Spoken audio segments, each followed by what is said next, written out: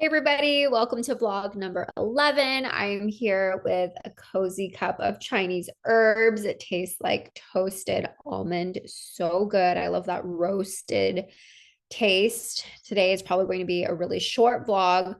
I almost feel like these are turning into podcasts because throughout my day, or at the end of the day, when I do these, I anchor the theme or the message or conversation around something that jumped out at me. And today, the conversation that I'm going to talk about is about spirituality and relationships, romantic relationships. And this was inspired from a coffee date or matcha date that I had with a girlfriend of mine this afternoon.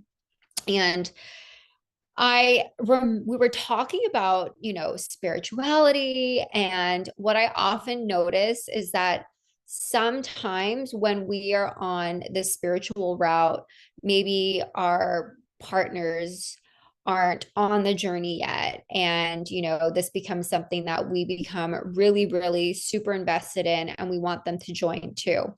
And my last partner that I was with, we actually first connected on spirituality and then we got into a relationship. And that's kind of the glue that held us together. Obviously, we grew apart and we ended up having different values at the end of our relationship. And, he went my way, I went mine. And I think what I learned from that was one, that my partner can't be the sole provider of all of my emotional needs or physical needs.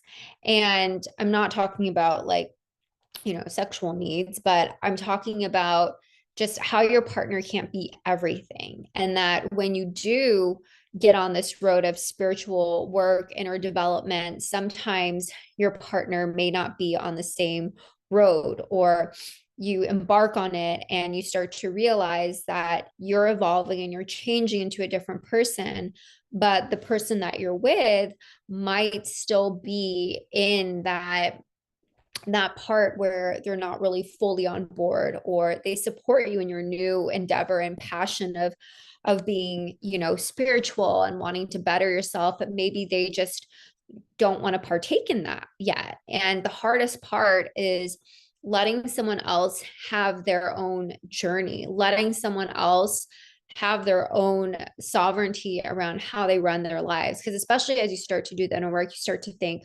oh, this would be really great for them. And that's something that I've done. But over the years, I've learned to realize it's actually kind of better to let them find their own way, because the minute that you start nitpicking at them, or you start telling them different things that they need to work on, it just leaves a bad taste in your mouth, and it makes them defensive and want to shut down.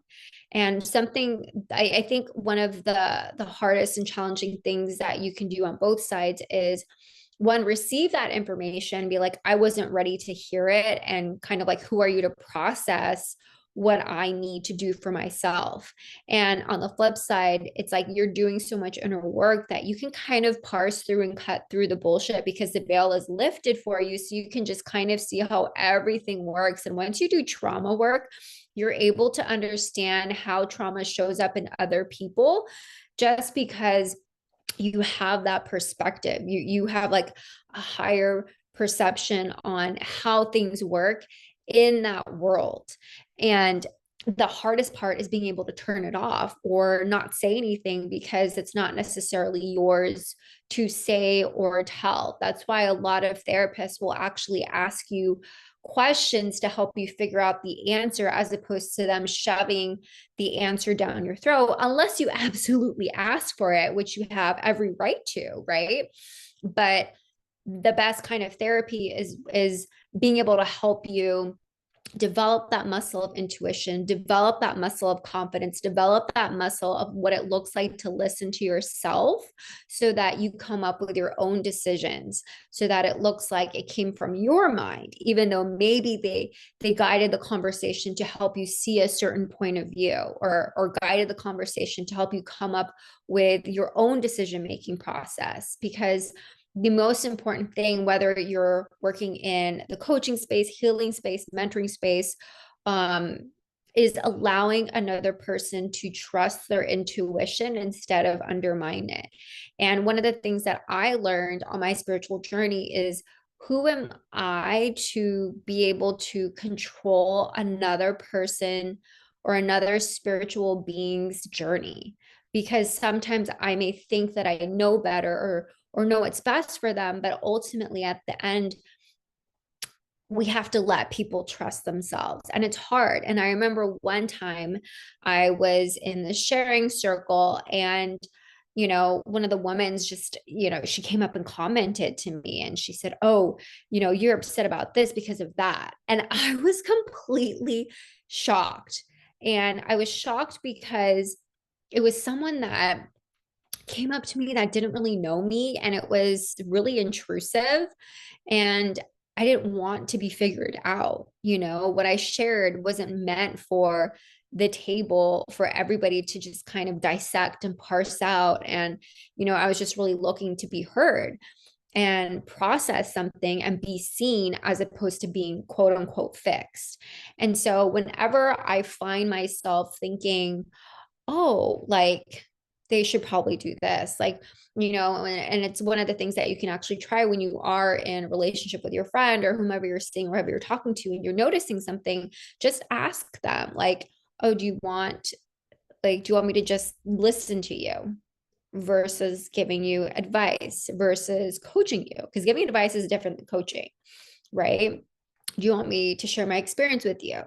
And so really asking them and helping them turn inwards, of helping them realize like what it is that they need. Because at the end of the day, you can't force someone, especially into spirituality, you can't force someone into doing the inner work if they're not ready. Because chances are, once they start doing it and they do it out of, pleasing you, what's going to happen is they're going to resent, the reason for why they're doing something. Or, instead of realizing that that reason has become, the motivation from themselves. And so that's my take on when you are in a relationship and sometimes you kind of know the way, or want them to see a perspective, but the only thing you can do, especially when it comes to doing the work, is show but don't tell, right? So let them be open to it, let them find it on their own. It's almost like how you would approach a child. Most children, they're thinking like, "Oh gosh," even though parents, they essentially do know better because they live longer, they have that wise wisdom. But at the end of the day, it's like you're a young child. You don't want to be told what to do. Even though people tell you, sometimes you can't really know until you experience it, until you understand. And that's where the wisdom comes from. And then it becomes this like perpetual cycle, like, "Oh my gosh, I should have listened, blah, blah, blah." But the lesson hits deeper when you're in that experience of all of those emotions, right? And plus, wouldn't it be better if your, romantic partner actually came to you and said like, "Hey," they notice that glow in you and they want to be a part of your world because they see how much you've changed and they want that for themselves too. And so rather than coercing people, allow them to make their own decisions. And this is actually, kind of reflective in my life right now, especially as I navigate like certain personal things, of allowing people to feel empowered with their own decisions rather than telling them because I have a certain timeline or I want things to be a certain way. And that's just an opportunity for surrender, surrender, and more surrender. And it's easier said than done. It's harder, but how can I take that as a spiritual lesson to trust more in the divine timing, in the divine unfolding of everything? And so if you are in a relationship right now and you feel like your partner is slacking all the inner work, trust me, I hear you, I see you, I feel you, I felt that. It's hard, not even just with romantic partners, but even people in your family, right? Maybe if you're the only person that's done inner work and everyone else is just kind of crazy and toxic still, and you don't want to hang out with them, but then you don't want to completely cut them out of your life. It's about learning how to have boundaries and not being this holier than thou type of person, so that people kind of think, oh my God, I thought you were doing the inner work, but you just sound like such a mean person, or you sound like, someone that's arrogant, or you think you're better than us. And so you catch more bees with honey than with vinegar. That's something my mentor used to tell me all the time. And I truly believe that. And so if you are on this path, just learn to know that everyone else has their own connection to source. Everyone else has their own spiritual journey. Maybe you're a teacher, or a teacher in that point in their life where you really show them the effects of what it's like to actually do the inner work, just by being how happy you are, just by radiating your light. And that's pretty much it. And that's something I learned, is that attraction is better than promotion. So anyways, that was my vlog for the day. Signing off. I will have to do I will have to do, 2/3 of the way, or a third of the way there, two-thirds more to go. But anyways, I hope you enjoyed this. Leave a comment. I am having fun doing all these short little snippets. Bye.